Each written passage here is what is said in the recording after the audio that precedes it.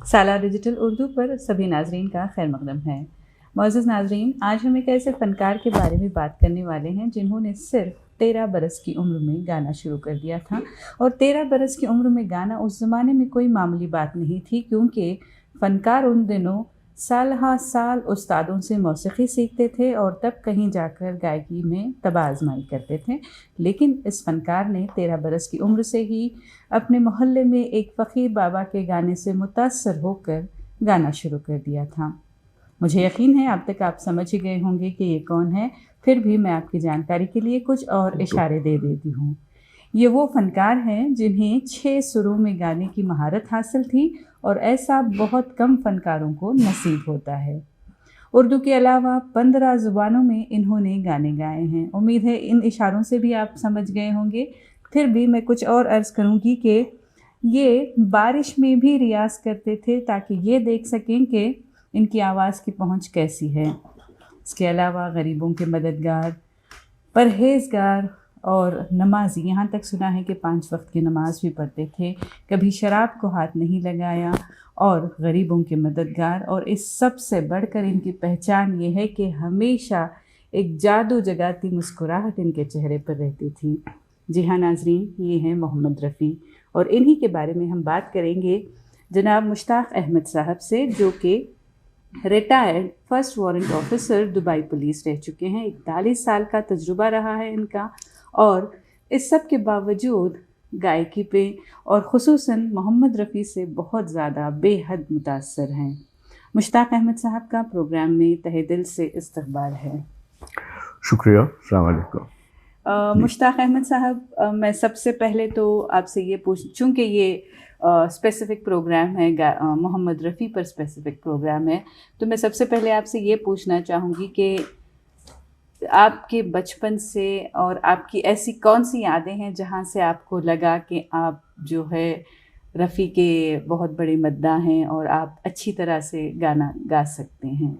कहाँ से आपकी यादें ताज़ा हैं इस मामले में? देखिए, जब मैं मिडिल स्कूल में था जी, मेरे ख्याल है मेरी उम्र भी जो है ना 10-12 साल की थी। जी। उसी वक्त से जो है ना मेरे अंदर कुछ एक था।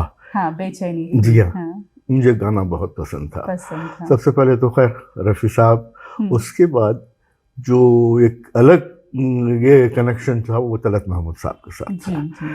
तलत महमूद साहब के जो है ना गाने मैंने सुनने से पहले जो है ना कुछ सेकंड पहले जो है ना सिक्स सेंस तरह जो है ना वो पता चलता था कि रेडियो में अभी कौन सा गाना आएगा, क्या बजने वाला है। अच्छा। तो ये खास बात, तो वो जो अनाउंसर जब अनाउंस कर रहे होते थे जी हाँ, कि अभी फलां जी फलां जो है, वो हाँ, अंदर तो से मुझे महसूस हो हो था जाता था। कि ये तो यहीं से वही आपकी गाना, मौसीक़ी से जी हाँ, वहाँ दिलचस्पी से शुरू शुरू हुई हुई। थी। हाँ, और असल में मुझे जो है ना मेरी आवाज़ का मुझे कुछ पता नहीं था, किसी को जी, नहीं पता होता। जी, मैं वीके अब्दुल्ला हाई स्कूल में पढ़ा हूँ, जी। यहाँ बेंगलोर शिवाजी नगर में। तो उस ज़माने में हमारे पास ईद मिलादुन्नबी जो है ना बहुत बिल्कुल, अच्छे तरीके से मनाया जाता था, बिल्कुल। और बेहतरीन आलिमों को बुला के जो है ना तकरीरें वगैरह हुआ करती हैं। एक तो छोटा मैदान जिसे कहते थे हम लोग, जी, जी। कॉरपोरेशन ग्राउंड, उसके अंदर जो है ना वो बहुत बड़ा तकरीरें होती जलसा थी, हुआ बड़ा करता जलसा था। होता था। और जिस तरह आजकल जो हो रहा है उस तरीके से ये बिल्कुल मुख्तलिफ बिल्कुल। वहाँ पे जो है ना वो हुआ करता था। तो उस ज़माने में जो है ना मेरे एक हमारी एक क्लास थी, वो आर्मी में जिस तरीके से वो राउंड शेड्स होते हैं उस तरीके से हमारी क्लास थी। एक पोर्शन हमारा था, दूसरा पोर्शन वो दूसरी क्लास थी। दूसरी क्लास में जो है एक हमारे उस्ताद अब्दुल रहीम साहब, वो भी आर्मी से ताल्लुक़ रखते थे, उनका खैर इंतकाल हो चुका होगा, बहुत ज़मानी बात है। तो वो एक लड़के को जो है ना बता रहे थे कि हम्द गानी है, मतलब पढ़नी है मिलाद नबी के जलसे में। तो वो थी महरुल क़ादरी की एक नज़्म, कुछ कुफ्र ने फितने फैलाए, कुछ जुल्म ने शोले भड़काए, सीनों में अदावत जाग उठी, इंसान से इंसान टकराए। तो उस लड़के को जो है ना, गालिबन उसका नाम मैं वैसे भूल रहा हूँ, लेकिन वो नहीं गुनगुनाया। तो मैंने क्या किया, उसी को लेके मैंने वो तरन्नुम के साथ गुनगुनाया। तो मैं अपनी जगह पे बैठे, जी हाँ बैठे, हालांकि बीच में ये हिस्सा भी था, मैं दूसरी तरफ बैठ के था। तो मैंने फिर गुनगुनाया। वो किस तरह गुनगुनाया, मैं बोलूँ, कुछ कुफ्र ने फितने फैलाए, कुछ जुल्म ने शोले भड़काए, सीनों में अदावत जाग उठी, इंसान से इंसान टकराए। बहुत खूब। जैसे ये मैंने गुनगुनाया, यानी ट्यून आपने कैच कर ली थी। जी हाँ, जो वो लड़के को जी हाँ, सिखा जी हाँ, रहे जी थे। हाँ, वो मैंने बताया ना कुछ था हाँ। जो जैसे ही उसने बताया कि वो दूसरी क्लास में थे, हालांकि जब हमारे जो उस्ताद थे उनको बताया कि सर ये कितना अच्छा ये है, लड़का अच्छा गया। जरा इनको एक काम करें, उनको चांस बताएं दें, कि हजरत को जो है ना ये बहुत ज्यादा। तो बस वो दिन था जहाँ से मैंने अपना वो सफर शुरू हो सफर गया शुरू आपका हो गया। मौसीकी जी, का।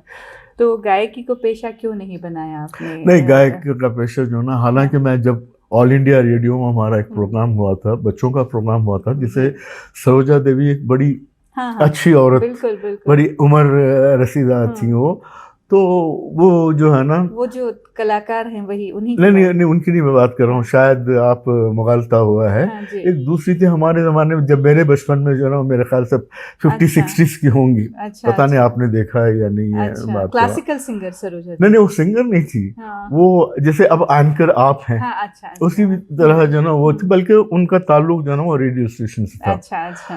तो उस टाइम पे जो है ना वो बच्चों का प्रोग्राम हो रहा था, तो हमने गया, तो फिर उसने उस वक्त पे मुझे बताया कि दिस बॉय इज हैविंग ये voice of Talat Mahmood, he is our Talat Mahmood for Bangalore. खैर वो वहाँ से सिलसिला शुरू हुआ, और फिर उसके बाद ऑल इंडिया रेडियो में जो है ना एक मुशायरा, ऑल इंडिया मुशायरा हुआ था, रात में उसका वक्त था, तो वो होना था। लेकिन उससे पहले बच्चों का एक प्रोग्राम हमारा हुआ था, आखिरी शमा, बहादुर शाह जफर का। अच्छा, दिल्ली की आखिरी शमा दी। तो उसमें जो है ना बहादुर शाह जफर की जो गजल थी, वो खुद नहीं पढ़ते, शहनशाह थे, तो उनके लिए जो है ना मैंने वो पढ़ी थी। तो वो गजल कुछ इस तरह थी, न थी हाल की जब हमें अपनी खबर, रहे देखते औरों के ऐब हुनर, पड़ी अपनी बुराइयों पर जो नजर, तो निगाह में कोई बुरा न रहा, न थी हाल की जब। ये सुनिए, हमारा प्रोग्राम हो गया, सुबह में हुआ, लेकिन रेडियो स्टेशन डायरेक्टर, खैर उनका वो कौन थे क्या थे मुझे तो नहीं पता, उन्होंने सुना कि भाई हाँ ये इस तरीके से क्या मुशायरा, और हमारे पास ऑल इंडिया रेडियो मुशायरा होना वाला, क्यों ना इस ऑल इंडिया रेडियो जो बड़े शोराए कराम आने वाले थे, उनसे पहले एक छोटा सा ये वक्त है इसका, तो क्यों नहीं हम लोग इसको पेश करें। तो हमारा दोबारा जो है ना उस दिन पेशकश की गई। जी हाँ, आपने तलत महमूद की बात की, मैं भी देख रही थी आपकी तस्वीरें हैं तलत महमूद के साथ, तो उनके साथ कैसा आप? हाँ, तलत महमूद का जो है ना सबसे पहली मर्तबे मुझे army officers club MG road पे जो है ना, वहाँ पर कावेरी के सामने बिल्कुल वहाँ पर, तो वहाँ उनका प्रोग्राम था तलत साहब का, तो मैं भी गया हुआ था। तो मैं उस जमाने में फोटोग्राफी अपनी शुरू कर दी थी, तो मैंने तलत साहब की तस्वीरें वगैरह ली, थोड़ा सा वक्फा बीच में मिलाना, तो तलत साहब से मैंने कहा कि तलत साहब आपके जब भी मैं गाना रेडियो में बजने से पहले जो ना वो मेरे जो मैं मुझे पता चलता था कि वे कौन सा गाना बजने वाला है, वो एक किस्म से जो है ना मुझे वो अंदर एक महसूस होता है, यस इल्हाम जा। तो वहाँ पे मेरी मुलाकात हुई थी। तो उसके बाद तो उन्होंने कहा चलो ये बड़ी अच्छी बात है, और अब मैंने उनसे ये भी कहा कि आज देखिए अल्लाह ताला ने मौका दिया है कि आपको ने सामने मैं सुन रहा हूँ और आपकी तस्वीरें भी ले रहा हूँ, तो उन्होंने कहा ये बड़ी अच्छी बात है। उसके बाद कई अरसा बाद वो दुबई आए। अच्छा। दुबई में उनका प्रोग्राम हुआ, तो दुबई में प्रोग्राम हुआ, तो मैं जब बैक स्टेज जाके उनसे मिला, जब बीच में इंटरवल हुआ, तो क्योंकि हम लोगों को जर्नलिस्टों को लिए जो है ना वो मौका अच्छा होता है कि भाई you can go and meet, जहाँ पे जाके बात तो कर सकते हैं, ये दूसरों को इतनी आज़ादी नहीं होती। तो मैंने उनको जिक्र किया कि मैं आपसे एक मरतबा पहले मिल चुका हूँ बैंगलोर में, आपका प्रोग्राम वहाँ था, तो बहुत अच्छा लगा था आपसे बातचीत करके भी। तो मैंने उनको कहा कि भाई आपसे जो ना मुझे बहुत उनसीयत है। अच्छा। ये हुआ। अच्छा, चलो उनसे उस टाइम पे बात भी हुई। फिर मैं और मेरी बीवी ने काफ़ी वक्त गुजारा जब वो बीच में इंटरवल था। तो आपने देखा ना, तस्वीर भी है मेरी, शायद आप नाजरीन को भी दिखाएं वो तस्वीर कि तलत साहब के साथ जो तस्वीर है, और रफ़ी साहब के भी साथ जो मेरी तस्वीर है, उम्मीद के वो ज़रूर ले लिए होंगे। जी हाँ। तो खैर वहाँ भी जो है ना वो रहा सिलसिला। जी। तो खैर तलत महमूद साहब के साथ जो है ना वो मुलाकात हुई, उनके गाने सुने और वो बहुत अच्छा हुआ। अच्छा, तलत महमूद साहब के बारे में मुझे इतना जो कनेक्शन था उसके बारे में मैं एक बात बताऊं। मैं आर्मी का जो मैं फोटोग्राफर था सबेरिया बैंगलोर के लिए। तो इनके पास जो ना अक्सर आर्मी ऑफिसर जब भी मिलते गेट टुगेदर होता है तो ये गाते और मस्ती, आपको पता है, करते थे। तो हर कोई गा रहा था। मुझे भी जो है ना किसी को मेरी आवाज़ एक पता थी कि अच्छी है, तो मैंने उनके साथ बड़े अच्छे मरासिम थे एक ऑफिसर से। तो उन्होंने वहाँ पे MEG मद्रास इंजीनियरिंग ग्रुप के जो है ना कमांडर इन चीफ थे श्रीधर, वो वहाँ थे। Sir he sings very well sir, let him sing, what do you say. Why not. तो दिया तलत महमूद का मैंने गाना सुनाया।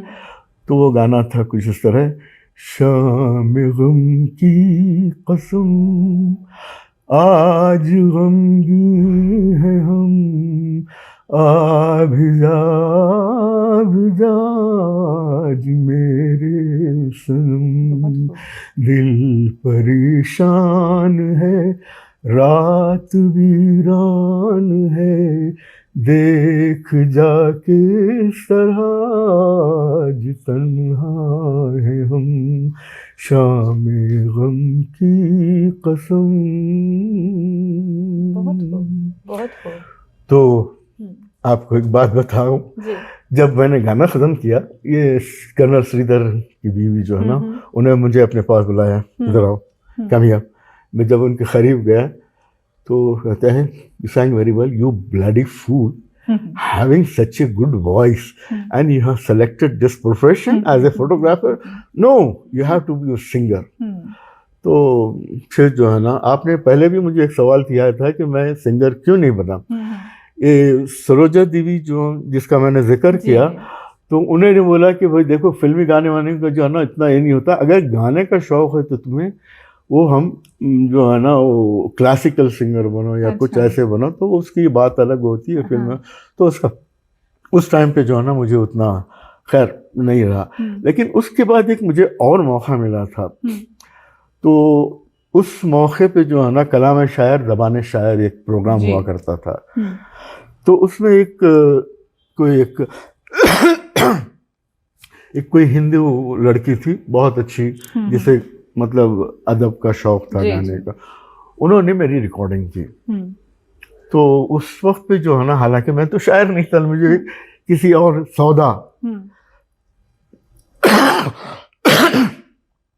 सौदा की जो है ना गज़ल थी, उन्होंने मुझे वो दे दी।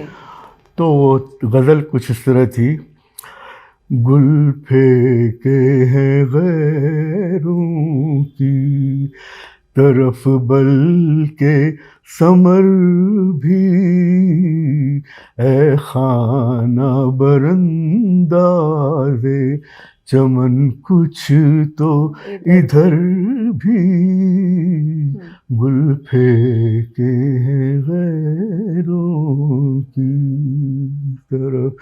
ये गज़ल मैंने गाई। तो जब रिकॉर्डिंग रूम से मैं बाहर निकला तो एक कोई आदमी जो है ना, मैं जब रिकॉर्डिंग हो रही थी अंदर से, मैं गिलास से देख रहा था कि भाई आदमी बड़ा लुत्फ़अंदोज़ हो रहा है। तो जैसे ही मैं बाहर आया, उसने मुझे बोला, वो उसको उर्दू या हिंदी ज़बान नहीं आती थी, उसने बोला कन्नड़ में कहा कि नेम ಯಾವ ಥರ ಹಾಟ್ ಇದು गा रहे थे, यानी ನೀವು ಹಾಡಿದ್ರಲ್ಲ ಭಾಳ ನಮಗೆ ಸಂತೋಷ ಆಯಿತು, ನಮಗೆ ಭಾಳ ಸಂತೋಷ ಆಯಿತು, ನಮ್ಮ ನಿರ್ಧಾರ ನೋಡಿ ಈ ಥರ ಮಾಡೋದಿಲ್ಲ, ಈ ಥರ ಮಾಡ್ತಾರೆ, ನೀವು ಸಾಫ್ಟ್ ಫಸ್ಟ್ ಕ್ಲಾಸ್ ಇಂದ ನೀವು ಇದು ಮಾಡಿ। तो उसने कहा कि भाई आई फेल्ट वेरी गुड तो और वो जो मेरी जो लड़की जो मेरी रिकॉर्डिंग की थी उसने पूछा आपको गाना आता है? नहीं, मैं ऐसे ही शौकिया गा लेता हूँ। उसने कहा कि आपको शौक है कि आप गाना सीखें? मैंने कहा क्यों नहीं, अगर अच्छा उस्ताद मिल जाए। ये हुआ। उसने कहा कि एक काम करना, मुझे एक वीक का वक्त देना, मैं अपने स्टेशन से डायरेक्टर से मैं बात करूँगा कि भाई आपके लिए कोई ट्यूशन अरेंज करें, तो फिर देखेंगे कि कौन आपको सिखाएगा क्या होगा। लेकिन एक शर्त होगी, जैसे ही आपका ट्यूशन ख़त्म हो जाएगा, आप ठीक ठाक गाने लगेंगे, तो आपसे हम लोग ये करेंगे कि भाई कुछ रिकॉर्डिंग्स हम करेंगे और हम उसके लिए कुछ नहीं देंगे, और जितने भी आपके रिकॉर्डिंग है थ्रू ऑल इंडिया जितने भी रेडियो स्टेशन है वहाँ पे भेजेंगे, आपके जो है ना वो गाने वहाँ से गज़लें हैं जो भी हैं वो बजेंगे, उसके बाद आपकी लक है, we here you go we don't know. तो खैर मैंने कहा अच्छी बात है। उस वक्त पे क्या हुआ, 1965 वार शुरू हो गई। तो वार जब शुरू हो गई तो इमरजेंसी लग गई, तो फिर स्टेशन में कोई नहीं, मतलब आ नहीं सकता, और पता नहीं काफ़ी दिनों तक जो है ना सिलसिला चला, और जिस लड़की ने मेरे लिए बात की थी उसका कहीं ट्रांसफ़र हो गया। तो इस तरीके से जो है ना वो मेरा जो है ना वो सिलसिला वहाँ से खत्म हो गया। तो अच्छा, तलत महमूद की बात की आपने। तलत महमूद के अलावा और मोहम्मद रफ़ी के अलावा आप और कौन से सिंगर्स हैं जो आपके फेवरेट हैं? मन्ना डे हैं, मुकेश हैं, किशोर हैं। तो जो भी सिंगरों ने कुछ गाने ऐसे अच्छे अच्छे गाए हैं कि क्लास। अभी कल ही मैं एक इंटरव्यू से ना जो रेड माइक वालों ने एक किया था, वो आपके साथ भी मैंने शेयर किया, उसमें देखिए ना मुकेश ने जो है ना अपने बेटे से कहा कि वे काम करो, तुम मेरे गाने नहीं गाओ, रफ़ी साहब के गाने गाओ। हाँ, और इसी तरह वो इतनी अच्छी तरह किशोर कुमार भी जो है ना एक सिंगर हो के, मुकेश खुद एक अच्छे सिंगर थे। हाँ, और उन्होंने रफ़ी का नाम लिया कि उनकी तरह गाओ, क्योंकि वो वर्सेटाइल है बहुत। जी हाँ, मेरी तरह नहीं गाओ। हाँ। और यही बात किशोर कुमार ने भी जो है ना अपने बेटे अमित से भी कहा कि भाई तुम मैंने नहीं गाया करो, हाँ वो तो जरा चुलबुले और शरीर से थे, तो फिर उन्होंने भी यही कहा कि रफ़ी साहब के गाने गाओ। तो उसके बाद अच्छा, आप कह रहे थे कि महेंद्र कपूर का एक ऐसा गाना भी है जो बिल्कुल ऐसा लगता है कि वो रफ़ी ने ही गाया हो, तो जी हाँ, देखिए मेरे ख्याल से वो गालिबन महेंद्र कपूर का वो पहला गाना था जो रिकॉर्ड हुआ था। कौन सा गाना है? चांद छुपा और तारे डूबे, रात गजब की आई, इश्क चला है हुस्न से मिलने, जुल्म के बदली छाई, हो रात गजब की आई। तो ये गाना रिलीज हुआ। तो ये गाना जो है ना यहाँ पे एक चांदनी चौक रोड पे जो ना एक उस ज़माने में माइक्रोफोन वगैरह जो वहाँ रखा करते थे, जो शादियों में ग्रामफोन वगैरह बजा के जो ना उसको कहते थे, मरकुरी एक साउंड सिस्टम था। वहाँ पे एक मिस्टर जनाब हमीद साहब थे, उन्होंने हर एक से यही पूछा कि भाई ये रिकॉर्ड डाल के जो है ना ये किसने गाया? हर एक कहता है भाई ये रफ़ी साहब ने गाया है। अच्छा। लेकिन बहुत लोगों को मुगालता हुआ कि भाई रफ़ी के है, लेकिन नहीं, वो दैट वाज महेंद्र कपूर। अच्छा, ये ट्रेंड बन गया था ना कि जो सिंगर फेमस हो जाता था तो उसके बाद जो नया आने वाला, इंक्लूडिंग रफ़ी साहब के साथ ऐसा, उन दिनों के.एल. सहगल साहब, जब रफ़ी साहब के आने से पहले के.एल. सहगल साहब का बोलबाला रहा, काफ़ी फेमस हो चुके थे, सेलिब्रेटेड आर्टिस्ट थे। तो रफ़ी ने भी सहगल की आवाज़ कॉपी करके गाना चाहा। फिर अब जब महेंद्र कपूर एंटर हुए इंडस्ट्री में तो उन्होंने रफ़ी की आवाज़ कॉपी करनी चाहिए। तो ये एक ट्रेंड की तरह होता है कि फेमस सिंगर को कॉपी करें, फिर बाद में अपना। अभी देखिए जैसे मैंने बताया ये Talat Mahmood was a very famous singer, Rafi साहब उस ज़माने में नहीं थे। हाँ, वो भी जो है ना उनकी गज़लें बहुत पसंद किया करते थे। तो आहिस्ता आहिस्ता जो है ना वो तलत महमूद साहब जो है ना वहाँ से हट गए, उसके बाद रफ़ी साहब आए।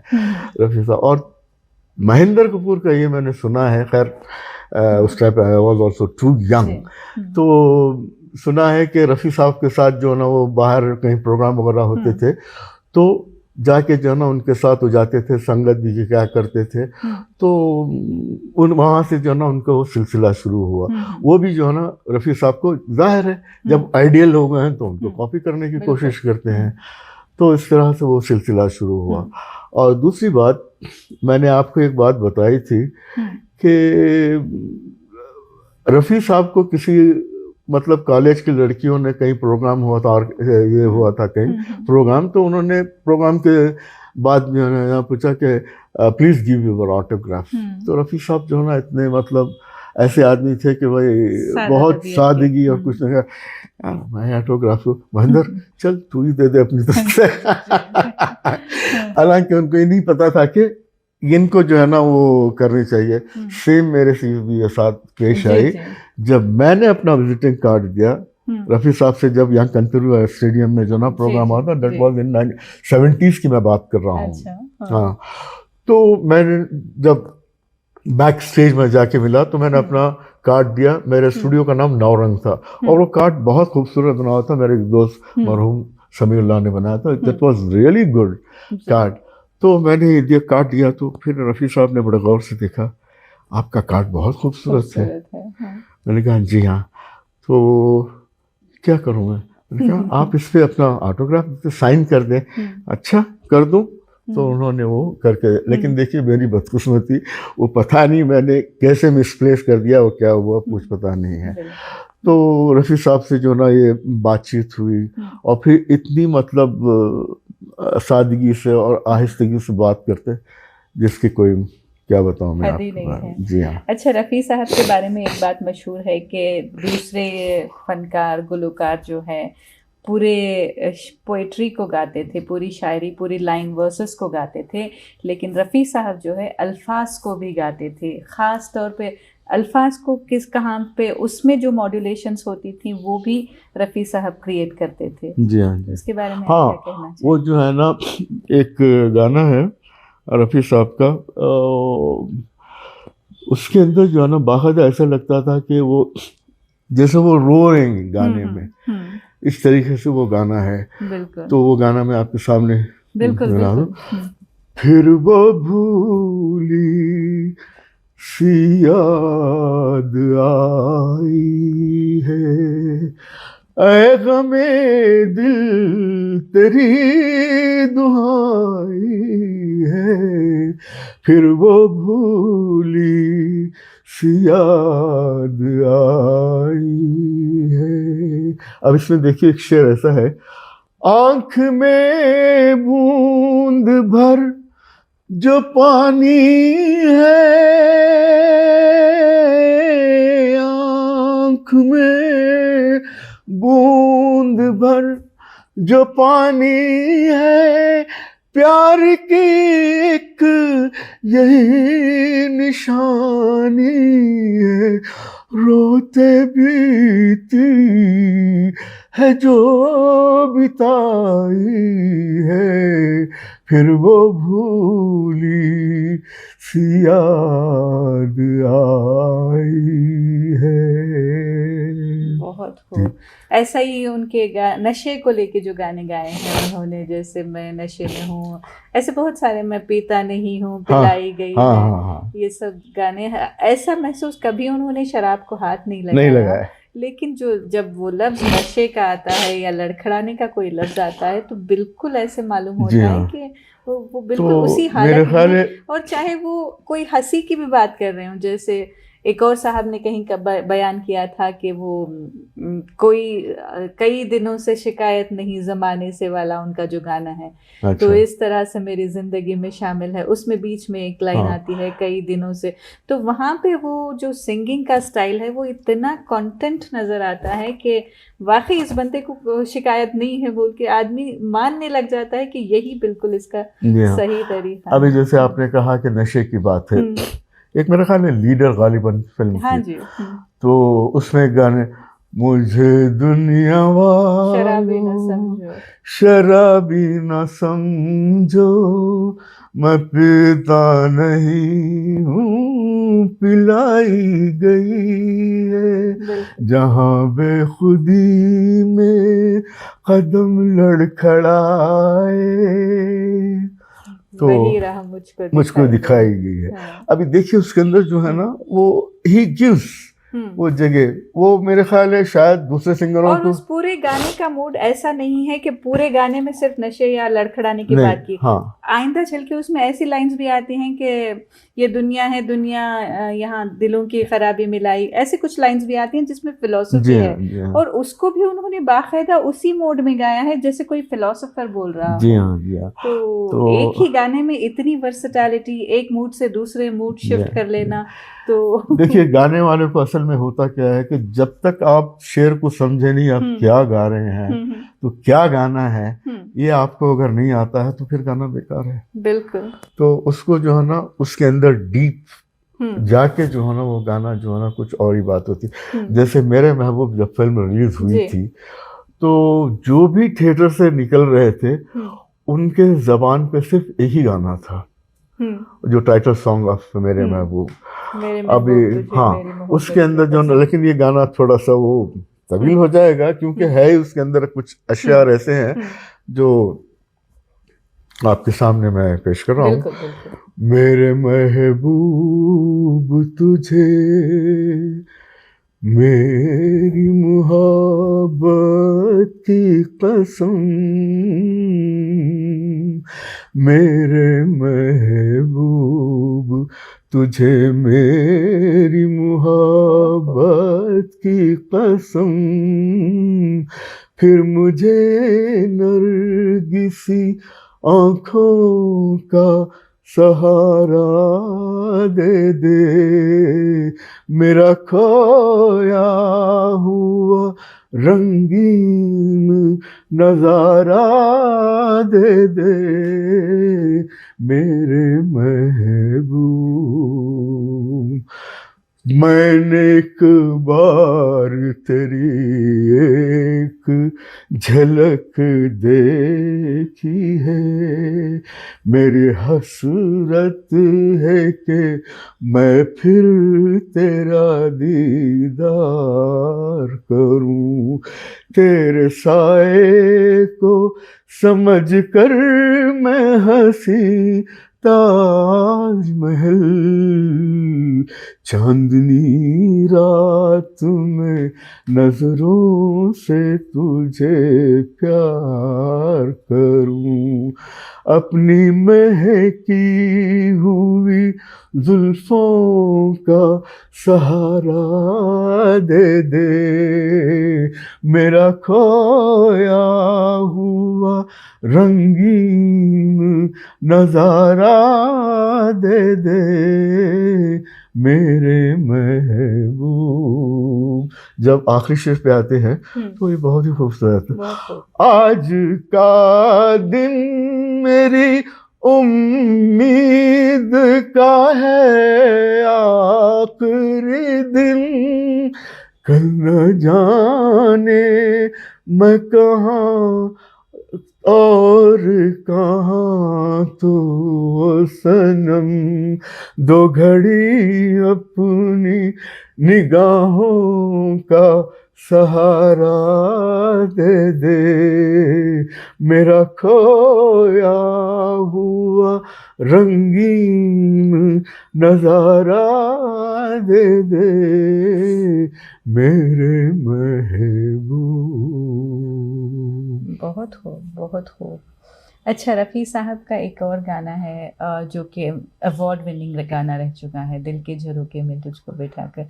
ये गाना इतना मुश्किल मैंने सुना कि गाने वाले के लिए इतना मुश्किल है, मगर रफ़ी साहब जब गाते हैं, यही गाना क्या बल्कि दूसरे गाने भी जब गाते हैं तो सुनने वाले को और गाने के शौकीनों को ऐसा लगता है कि ये तो बाएं हाथ का खेल है, हम इसको गा लेंगे। लेकिन रफ़ी साहब ने उसको इतना इजी बनाकर पेश किया होता है कि जब गाना शुरू करते हैं तब कहीं पता लगता है कि ये वाकई में कितना मुश्किल था। आप मुझसे ना कहें, मैं शायद ये नहीं गा सकूंगा, दिल के झरोखे में तुझको बिठा कर यादों को तेरी सजा कर, ओ मैं यादों को तेरी मैं दुल्हन बना कर रखूंगा दिल के पास, मत हो मेरी जाऊं उदास।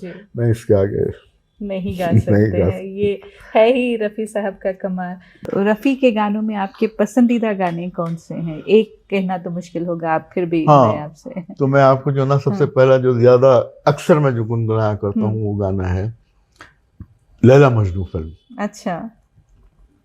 पुरानी लैला मजनू नहीं, हम्म। जो जिसके अंदर शम्मी कपूर ने काम किया और ऋषि उसमें कपूर ये वाली। ऋषि कपूर वाली जो फिल्म है उसमें, हम्म। तो वो गाना आपके सामने बिल्कुल। उसमें बर्बाद मोहब्बत की दुआ साथ लिए जा, टूटा हुआ इकरार वफा साथ लिए जा, बर्बाद मोहब्बत की दुआ साथ लिए जा, तपती हुई राहों से तुझे आँच न पहुँचे,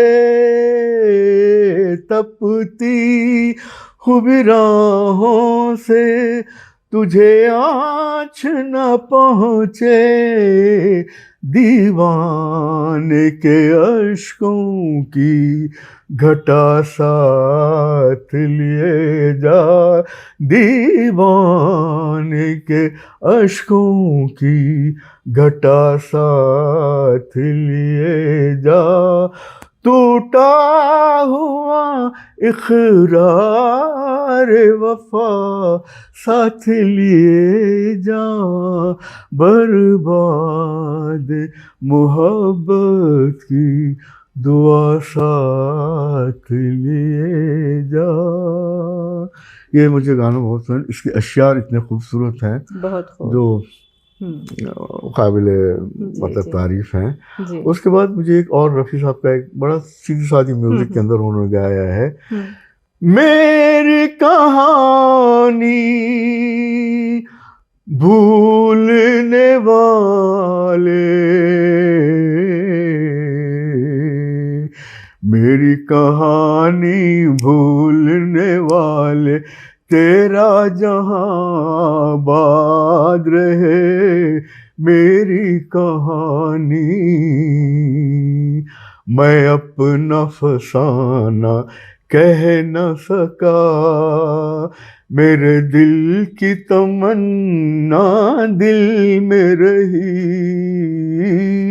लो आज किनारे पर, लो आज किनारे पर आकर,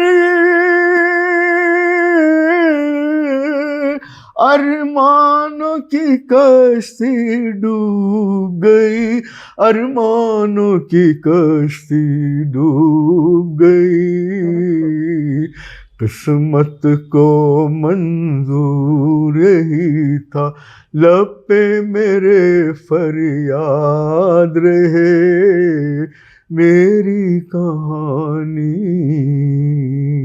बहुत खूब, बहुत खूब। शुक्रिया। यही वजह है कि दिलीप कुमार ने भी उनके ताल्लुक से कहा था कि वो खुद शहंशाह जज्बात कहलाए जाते हैं, लेकिन दिलीप ने रफ़ी के बारे में कहा था कि मेरे अदाकारी से भी ज़्यादा मेरे जज्बात को रफ़ी साहब ने अपनी गायकी में पेश कर दिया। अब आपने महसूस किया होगा जब स्क्रीन पे आप देख रहे हैं रफ़ी साहब नहीं बल्कि दिलीप कुमार साहब ही गा रहे हैं। बिल्कुल, चाहे वो दिलीप जी कुमार हाँ, हो, चाहे हालांकि वो आवाज ऋषि कपूर सबको हो, पता है, चाहे लेकिन शम्मी कपूर अदायगी हो। हाँ। और जिस तरीके से उनका वो निभा जो है ना वो बाकी। और एक इत्तेफाक की बात है, मैं आपको बीच में जब दिलीप कुमार साहब का नाम आ ही गया है, तो एक मरतबा मैं यहाँ आ रहा था दुबई से इंडिया, तो सेम फ्लाइट में जो है ना दिलीप कुमार साहब, सायरा बानो साहिबा और मैं भी था। इत्तेफाक से मेरी बीवी उस दिन हम लोग नहीं आ सके साथ में, तो जो बीच में एक वाकया पेश आया वो बड़ा अच्छा इंटरेस्टिंग रहा। उसके बाद मेरी बीवी को जो ना बहुत ही अफसोस हुआ कि काश मैं भी उस वक्त में साथ होती। तो क्या हुआ, जब एयरक्राफ्ट बोर्ड करने जा रहे थे तो सायरा बानो साहिबा ने क्या क्या लिपस्टिक वो सारा लेके जो है ना अपने पर्स में डालिए थे, लेकिन वहाँ पे जो है ना वो सिक्योरिटी में वो सारे निकाल के, तो उन्होंने अरे ये क्या कर रहे हैं, तो उन्होंने कहा कि शायद मुझे वापस वहाँ दे देंगे।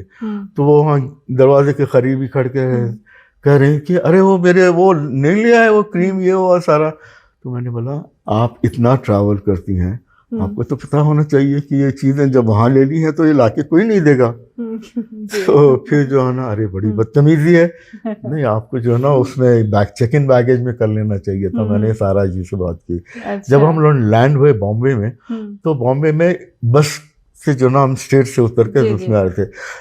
दिलीप साहब जो ना वो बैठे हुए थे, मैं खड़ा हुआ था, बस पूरी फुल थी। तो मैंने अस्सलाम वालेकुम, मैंने उनकी पहले एक प्रेस कॉन्फ्रेंस भी अटेंड की थी यहाँ पे बैंगलोर में ही, जब राम और श्याम रिलीज हुई थी तब पे। तो उस टाइम पे मैंने कहा कि आपकी फिल्में इतनी अच्छी होती हैं, वो सारे मैंने वो बातें की।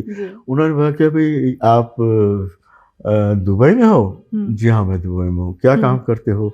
तो उन्होंने कहा, मैं बोला मैं पुलिस में काम करता हूँ, मतलब मैं जर्नलिस्ट हूँ और साथ में जो है ना मेरा यूनिफॉर्म भी है। तो उसमें तो क्या रैंक है आपका? उस टाइम पे मेरे ख्याल से फर्स्ट वारंट ऑफिसर तो ना कुछ लोअर रैंक था।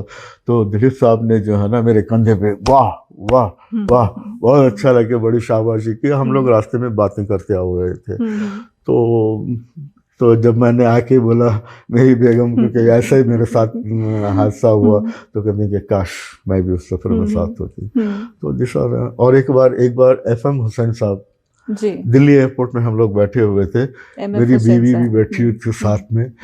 तो ये जो उनके साथ बैठी हुई तो कहते ये आपके डैडी हैं? नहीं हम लोग नहीं, ऐसे ही साथ में बैठे हुए हैं, हमारे इनके काफ़ी देर तक हम लोग उनके साथ में बैठे रहे। तो इस तरीके से जो है ना, हाँ आपको एक बात और बतानी है, ये नुसरत फतेह अली खान जी के जो भतीजे हैं उनका यहाँ प्रोग्राम हुआ था आर्मी क्लब में। तो उनका जब प्रोग्राम खत्म हुआ, खान साहब जो है ना उठ के चलने के काबिल तो नहीं था, उनको स्टेज से ही ला के जो है ना वो लोग गाड़ी में राहत इनको नुसरत फतेह अली खान साहब ये इतने मोटे थे कि वो चलना बहुत मुश्किल हो रहा था, उनको गाड़ी स्टेज से वहीं से लेके गए थे। नुसरत फतेह अली खान हमारे साथ जो राहत फतेह अली खान हमारे साथ आए थे, मैं मेरी बड़ी बेटी सलमा और सीमा दोनों हम साथ में वो प्रोग्राम में गए हुए थे। तो ये संगत कर रहे थे उस टाइम पे। मैंने उनसे एक बात कही थी, भाई आगे चल के जो है ना you are going to be a very big singer. तो मैंने कहा अच्छा। मैंने हाँ आप जब संगत कर रहे थे, आप जिस तरीके से अलाप वगैरह कर रहे थे, that shows you are going to be अच्छे फनकार। तो अच्छे फनकार, और आज आप जानती हैं। बिल्कुल बिल्कुल उनका तो चलो थैंक यू, ये मेरा ख्याल है जी जी बहुत बहुत शुक्रिया सालार डिजिटल से ख़ासकर रफ़ी साहब के बारे में बात करने। ये थे हमारे मेहमान जनाब मुश्ताक अहमद साहब, जो first warrant officer police Dubai police में होने के बावजूद फ़न से और इनकी फ़ोटोग्राफ़ी से भी ये ज़ाहिर है कि फ़ोटोग्राफ़ी गायकी इनके फ़नून लतीफ़ा में इनका खुसूसी दिलचस्पी रही है। तो मिलते हैं अगले एपिसोड में एक और मेहमान के साथ, तब तक के लिए सभी फातिमा को इजाज़त दें। शुक्रिया।